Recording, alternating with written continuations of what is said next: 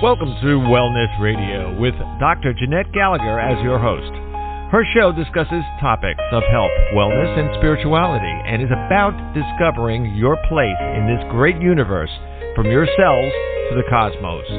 Along with her guest, in casual conversation, she strives to ask the difficult questions that may be holding you back from a vibrant life, and shares new ideas that may inspire you to make a change in your life that you only can see in your dreams.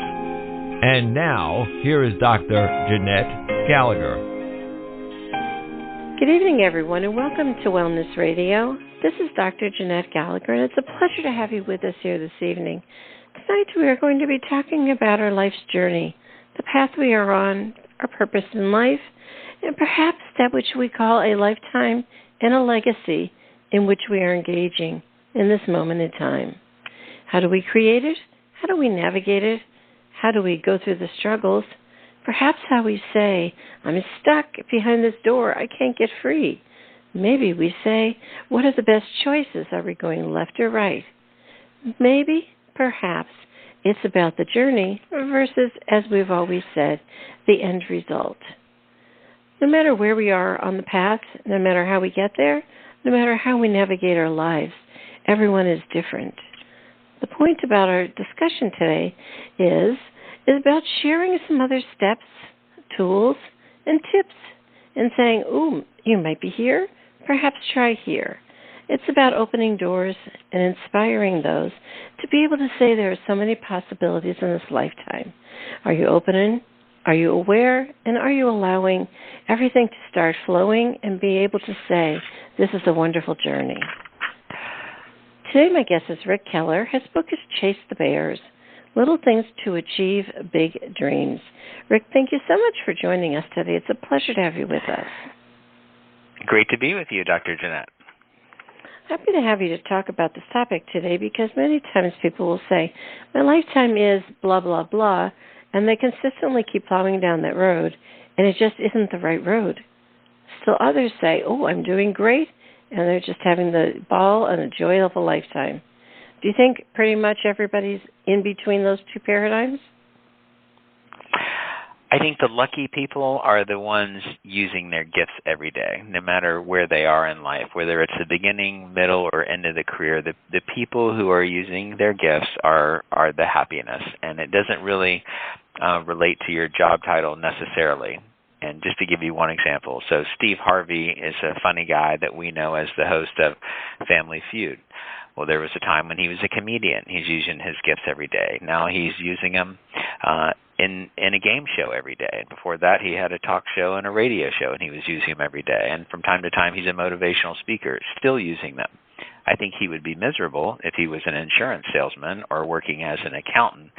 But the particular occupation isn't important as the fact that he's using his gifts every day. And I think that's the thing that I strive. Do the thing that comes easy to you, that's hard for others, the thing that you do the absolute best with the least amount of effort. Right, because you share in your book, do what you really want to do, and then use your gifts. Those are really the two keys out of the entire book. The difference is how do you find out what you want to do, and is it an outcome, or is it something like that you think you want to do? But in essence, it's sort of like you could be doing comedy, you could be doing stand-up, you could be writing a book, you could be sharing on television or whatever. However, what may be in your heart, what you really are doing in all of those jobs, is you're giving hope, you're sharing joy, you're giving inspiration. So it's more the core of what feelings are you giving versus what actual end result, yes? Yeah, I think your mission in life is to use your gifts for the greater good. And I think that's all of our missions. And so many of us pick a destination or an occupation based on what others want. And I don't speak in a self-righteous way. I speak as someone who screwed it up myself. Like, I wanted to please my parents and become a doctor. So I was a pre-med student as well as speech communication. And I was lucky enough to graduate number one in my class. And I took all those hard classes, organic chemistry and physics. But my senior year, I volunteered at a hospital, and I hated it. I hated everything about it. The sight of blood, the cranky patients, the smell of the hospital. I wasn't a big fan of science, even though I did well on it. But the thing that came easy for me was public speaking and humor and communicating with people. And so my logic told me to go ahead and go to medical school, which is what my girlfriend and everyone else at the time wanted me to do. But my intuition told me, no, use your gifts. Go into law and politics. And that was it sounds easy, but it was hard because a lot of people think of politicians and lawyers much like a used car salesman, and everybody across the board loves, doctors. But I decided, you know what, I've done this long enough, 4 years, what other people want. I want to do what I want and follow my own heart. And as soon as I made that very difficult decision, all of the doors in life started opening up for me. How do you define the word gift? Some people will say it's the gift of touch. It's the gift of being present. It's the gift of knowing numbers. It's a gift of being able to know when somebody's lying. It's the gift of maybe being able to, put all your quantum physics stuff down and not even have to think about it. What is a gift all about? How do you define it? It's your unique skill or talent. So I just gave an example. Public speaking is very easy for me. If you said, Rick, I need you to give the commencement address at the local university in 5 minutes, I could do it quite easily. If you said to me, you need to change the spark plug in the car or reprogram your computer, you might as well put a gun to my head. I just can't do it. I'm not average, but significantly below average. And so there's some things that come easy for you, and I'm saying do that. And it's the thing that you love. It's the thing that when you start doing it, you feel like about a 6, but an hour later you feel like a 10. It's the thing you would do for free as a job. It's the thing you would do if you knew that you couldn't fail. And so I believe that when someone goes outside their lane, they're destined for failure. Like, just to give you one example, Albert Einstein won a Nobel Prize in physics. If he had instead decided to become a professional bull rider, he would land on his butt in less than 8 seconds. So if you're Kelly Clarkson, then you need to sing. If you're Albert Einstein, you need to do science. If you're Ric Keller, you need to do something with speaking and communication. And so that's my point. It's the thing that comes very easy for you, and you're born with it. Whatever that thing is, you've had it since Jump Street. Yeah, it's so interesting you say that also, too, because I have a web designer, and I had asked her a couple questions, and she would always send me a video or a link to be able to how to. And I'm going, okay, I didn't ask you because I could do it or figure it out. I asked you because it's really not in my dice, as you said, in my lane. It would take me like 2-3 hours to figure out the lingo on the how-to be able to know which buttons or how to be able to figure it out. And like, you could do it in 5 minutes. Do you think you could just do it instead of me for 4 hours? So I think sometimes the idea is that people think they have to push through their path. They have to push through all of these struggles. But yet sometimes, just as we shared, those struggles might not be a part of the path. So in other words, me being able to get the website done was be able to find someone who would be able to take care of it in their efficient time so they could divert my attention to whatever I'm doing. So sometimes people think that they have to fight the good fight on their path, and is that really necessary? Well, I have to laugh as you're telling me that story because you sound exactly like me. That would be game over if you asked me to fix a website. Yeah. And it would, if my brain was an iPhone, that would take me down to 1% battery life if I did that. So I totally relate. But yeah, I think you need to delegate away the stuff that comes hard for you, and you put all your energies into your special talent or skill or gift. I think that's the way to go. And it's my view that if you are number one, using your gift, and number two, you're using it for the greater good to somehow make life better for other people, whether it's entertaining them or healing them or simplifying their life. If you're doing those two things, using your gift for the greater good, you may stumble, but you will never fail on a permanent basis. You will achieve your long-term goal. But it's also, too, to not feel like you're always hitting walls. Let's talk about that for a second. People will say, I'm constantly hitting a wall. I feel like I'm 2 steps forward, 100 steps back. Is that time to say, maybe I need to reevaluate my goal. Maybe I need to reword it or look at what's behind maybe the goal that I've set. So in other words, just as you said, let's share about someone wants to be able to learn how to sew, and then their eyes and their vision starts to go. Well, maybe their idea isn't to sew. Maybe their idea is to put things together, or to make something that's comforting to somebody else and doesn't necessarily need to use their eyes. That is a different story in being able to how to shape-shift the process of your life path, do you think? I do think. I absolutely think. And if you've had enough life experience, like, for example, like me, you volunteer at a hospital and you think you don't like it, but you have done some things that you do like, and you're in that field, what I would say to you in terms of people hitting a wall is you have a specific goal, hopefully by a specific time that you want to reach, and you may hit a wall. You may have setbacks, but that may be the universe's way of saying, hey, I've got a different plan for you. I wouldn't change the goal. I would just say, okay, there's a detour here. I'm going to take a different road to get there. And I'll give you a practical example. When I ran for the United States Congress in 2000, there were 3 really big races for the U.S. House of Representatives. There was mine and future Mike Pence in Indiana, and a guy in Illinois. And I won, and Pence won, and the guy in Illinois lost by 31%. It was an embarrassing blowout. And years later, I always wondered, whatever happened to that guy? And then I saw him at the grocery store in the checkout line, smiling ear to ear, happy as can be, on the cover of People magazine. And his name is Barack Obama.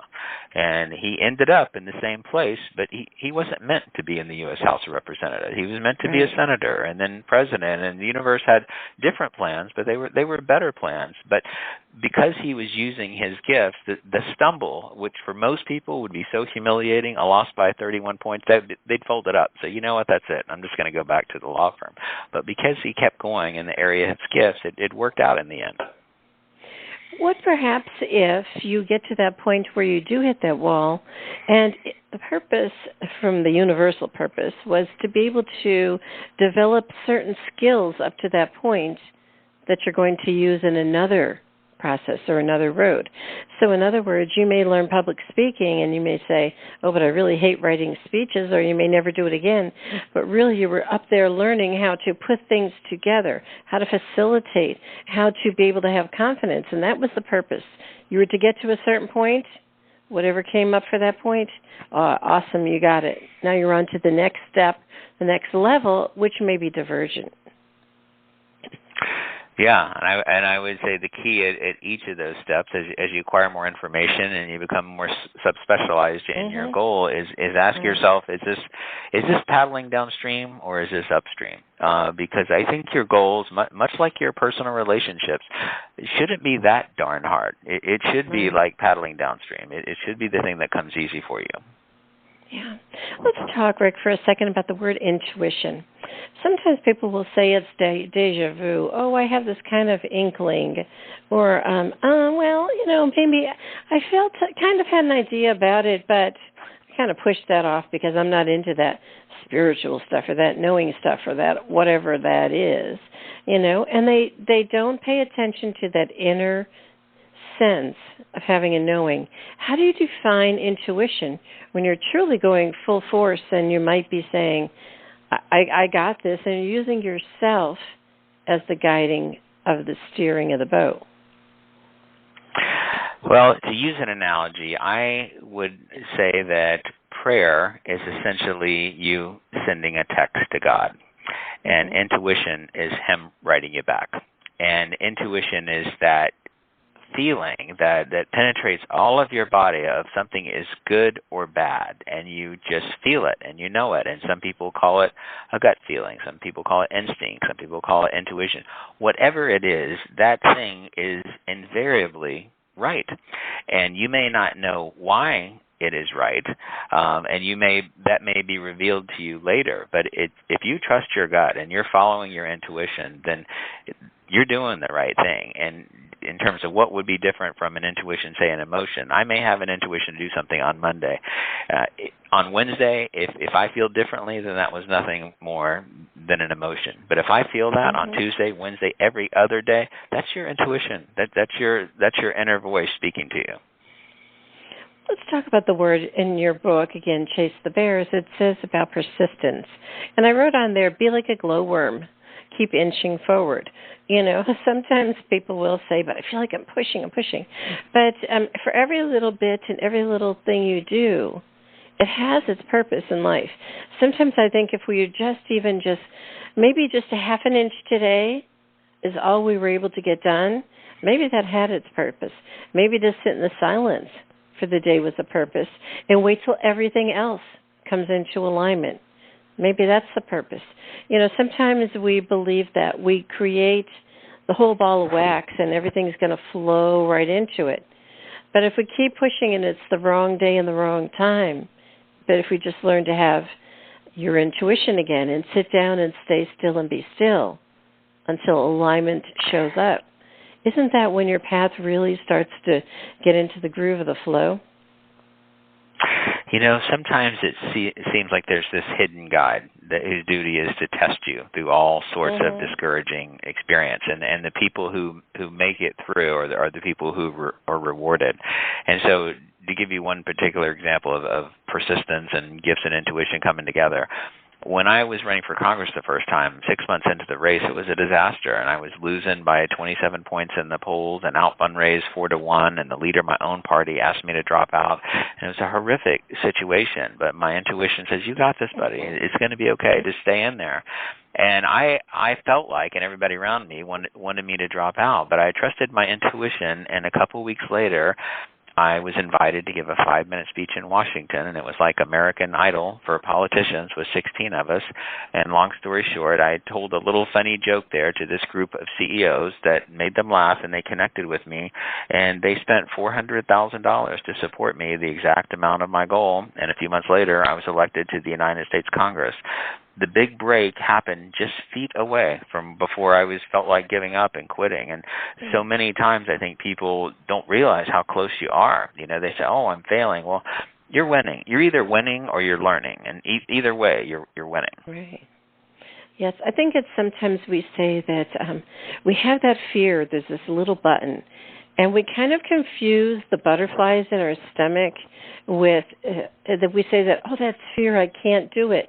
And you know how people put their hand to their gut and they kind of hold it in? They don't want to perhaps let fear have full reign.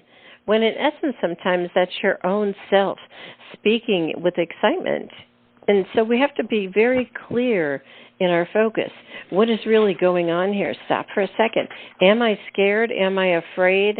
Is this something I've stumbled and fell on before? And maybe we're saying now, oh, this isn't a good place for me to be.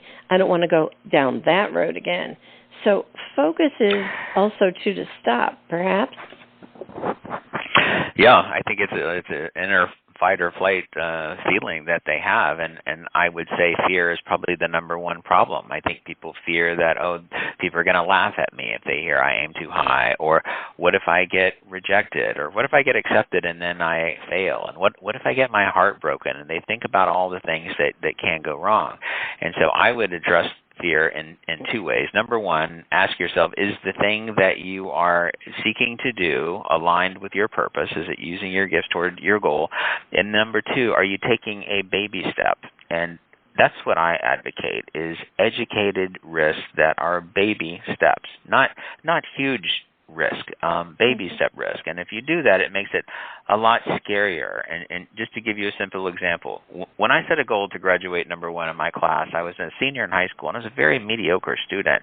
But I wrote this down as a goal, and I read it every single morning, every single night. So when I showed up on campus, I didn't take organic chemistry and physics and calculus my first semester. I took softball and badminton and sociology and public speaking, a very light load of all the things that come easiest to me, because it was a baby step. I mean, you could almost be in a coma for 2 months and still get A's in those classes. And so, but that's what I could do. And then the next semester was easy, but a hair harder. Instead of public speaking, it was advanced public speaking. And it was 2 or 3 years later that I got to the hard courses. But by that point, my study skills were in shape, and I had my groove on, and it was much easier. I don't like it when people set their goals as a New Year resolution. I'm going to lose 50 pounds by my high school reunion in right. 2 months. You're setting up yourself for failure. How about 1 or 2 pounds a week for 50 weeks, and all of a sudden now you've lost 100 pounds. But I forgot what author it was, John Blytheway maybe or something, who said, inch by inch, life's a cinch, yard by yard, life's hard. I think there's a lot of wisdom in that. It's so funny you talk about all of these harder classes because I've had so many of them myself. And I can remember walking into an advanced physics class one day, and it was the first day of the semester, and on the left side of the board were all of these letters and all kinds of symbols, all the way across the front, letters and symbols, and all the way down the right, all these letters and symbols. And at the back on the right was a number. And I'm going, okay. And he said, okay, this is how we are going to figure out this problem, and you're going to start over there and end up with that number. And I'm going, oh, gosh, I must be in the wrong place. But it turned out this guy, he was working at the electron bombardment thing in Texas. That's his finesse. That's who he was. The stuff came so easy to him. And I'm going, how am I going to make it through this class? And I kind of just sat in there and failed, miserably on every single test. Came up to the exam, and he says, why are you here? And I told him. And I said I needed a class, blah, blah, blah, and all this. And anyway, he said, well, how about we'll have a different kind of test. And it gave me a different test, and of course I aced it because I understood the concepts. I just couldn't put the two pieces of the screws together, which takes us back right to the beginning of our conversation, in which we said, we understand how it's supposed to be. We see it within our vision plan, but we just didn't have that, what kind of screwdriver is this to be able to fit into that hole, to be able to change, I don't know, what kind of volts over there, but I knew the whole thing. So I think sometimes, just as you said, and this whole time we were talking, people give up. But I never gave up. I had F's the whole class, but I still passed the class because I knew the concepts. So isn't that when we are willing to say, is there another way to achieve my goals other than the way in which they've been presented? That's your unique gift in how you accept it and create your own journey, right? Yeah, absolutely. And my book is essentially about becoming the best version of yourself by using your gifts and taking those chances that are aligned with your purpose. And it has lots of inspirational stories, famous people and not famous people. But what makes this book different from the other books in the last 85 years is it shows you how to do it. It gives you a 3 step-by-step formula that you can use every single day that turn your thoughts into reality over a period of time. And it's like giving the slingshot to David to help beat Goliath. And I know these 3 steps work because they're the same steps that I use to get elected to Congress and to get all A's. It's the same steps that Jim Carrey used to become a movie star, that Steve Harvey used. And this gives you the extra oomph that you need to keep going during those times. And just briefly, that number 1 is set a specific goal by a specific time that's realistic. Write it on a goal card. Number 2 would be read that every morning and every night. And something crazy happens is that you don't believe it at first, but what you say to yourself over and over, you come to believe to be true, whether it's true or false. And the third step is, as you're reading this card every morning and night, imagine yourself having already achieved it. So when I read my card about going to Congress and raising X amount of dollars, every night I visualized myself up on the stage and what it would be like, and the cameras flashing and the film rolling and people cheering and signs. And when I got up on stage eventually, it was so freaky to me because it was exactly, not near like it, but exactly what was in my imagination. And if you use those 3 steps, it's sort of like giving you the secret weapon you need. It's leveling the playing field. And other people may have had affluent backgrounds or gone to Ivy League schools or had more privilege than you had. But if you have this technique at your disposal, you can overcome anything in the long term. Right, because it's really creating and manifesting, and it's using all of those tools. It's also using your left and the right side of your brain, using creative forces to be able to generate the purpose to go forward. And you're using all of the equations and all of the information and all the pieces together to be able to know how it should align together. I mean, sometimes people will say, "Oh, I'm just one side of the brain. That's how I operate." But in essence, what you're really suggesting is to use both sides to be able to fully engage in the process of what you want for this lifetime, because that's really what it's all about. Other than that, we're kind of just moving the blocks around on the page, right? Yeah, I really think it comes to energy and frequency by having this specific goal by a specific time that's in the area of your gifts, and by saying it over and over. After about 3 or 4 weeks, things are going to start happening, and you're all of a sudden going to be meeting people who can help you, and some article in a magazine is going to stick out for some reason that's significant, and things are going to come into your life. Doors are going to open, and you're going to be focused on it. It changes you from having your thoughts scattered to being focused like a laser beam, and that's what's important, and it keeps you. It gives you the shot by focusing on something and getting it into your subconscious somehow, some way that none of us really know, that connects you with this universal force. And the universe has more than enough power to come up with detailed plans to help you, and more than enough power to help make your dreams come true. Right, because it's really bringing that inner self out.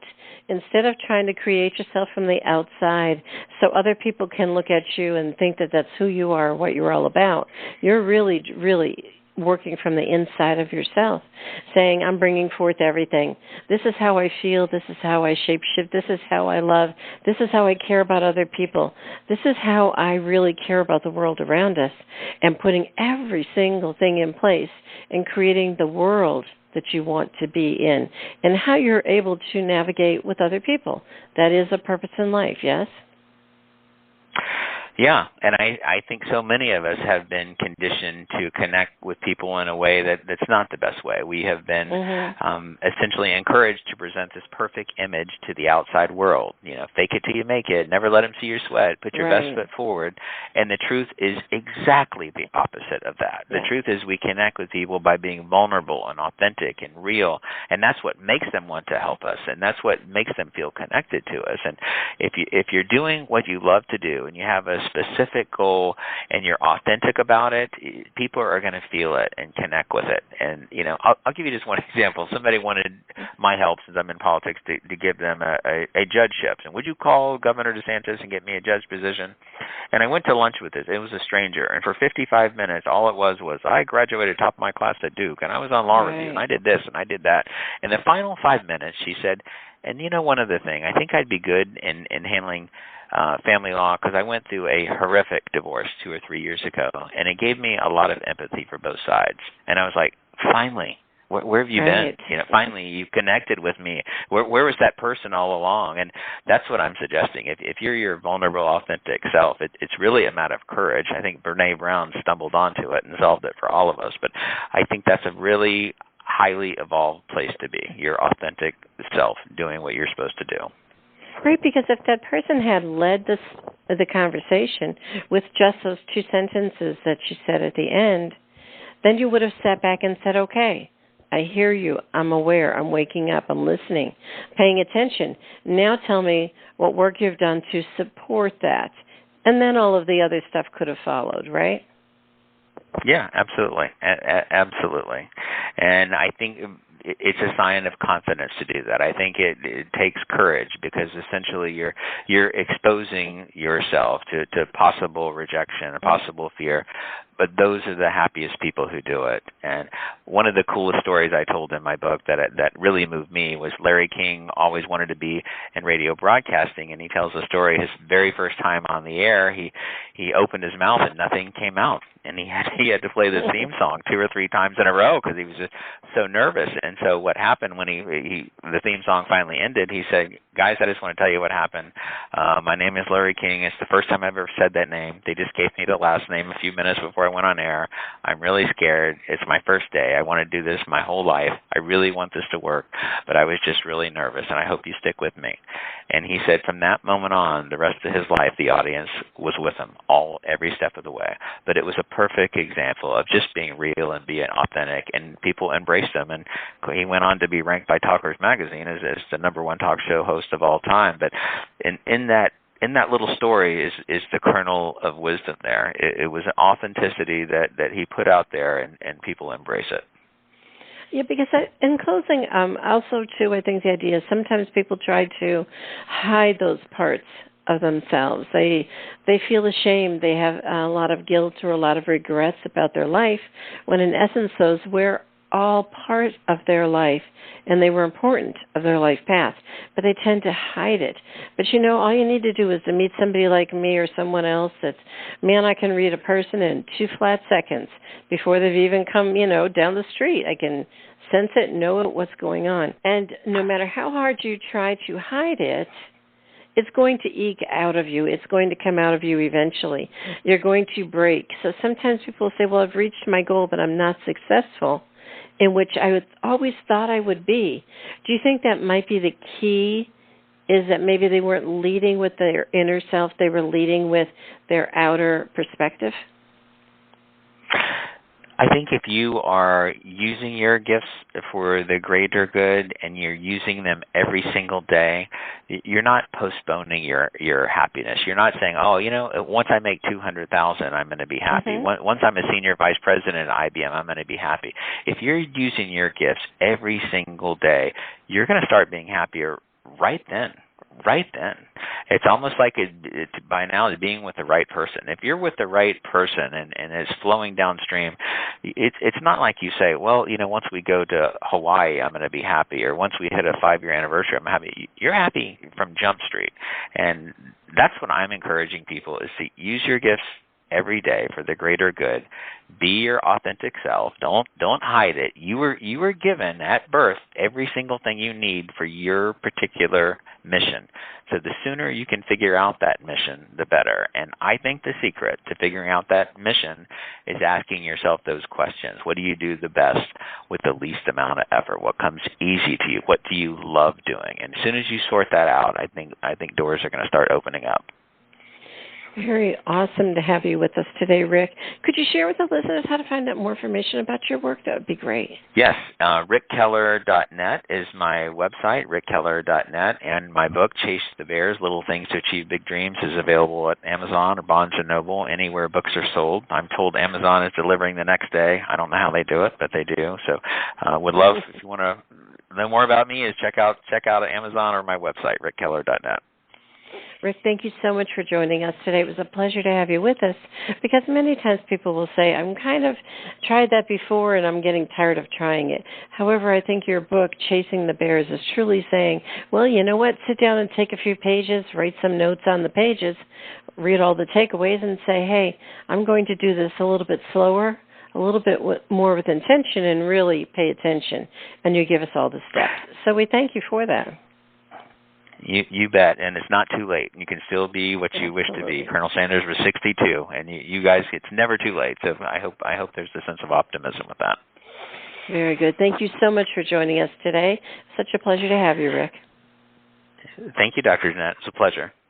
If you'd like to find out more information about Ric Keller, again, his book is Chase the Bears, Little Things to Achieve Big Dreams. Please do click on the link on the bottom of today's show page to go directly to his website for more information.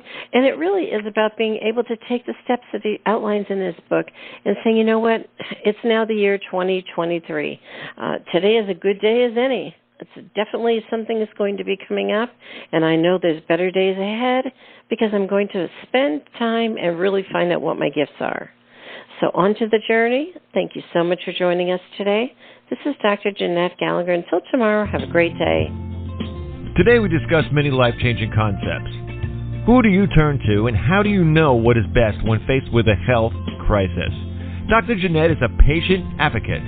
She listens to the patient, the doctors, and the family, clarifies the health issues and concerns, then helps the patient make the best choices going forward. If you would like help implementing change into your life and health, we can talk and see where you are stuck and how to improve the quality of your life. Check the link on the bottom of today's show page or visit dr.jeanette-gallagher.com to schedule a phone appointment today.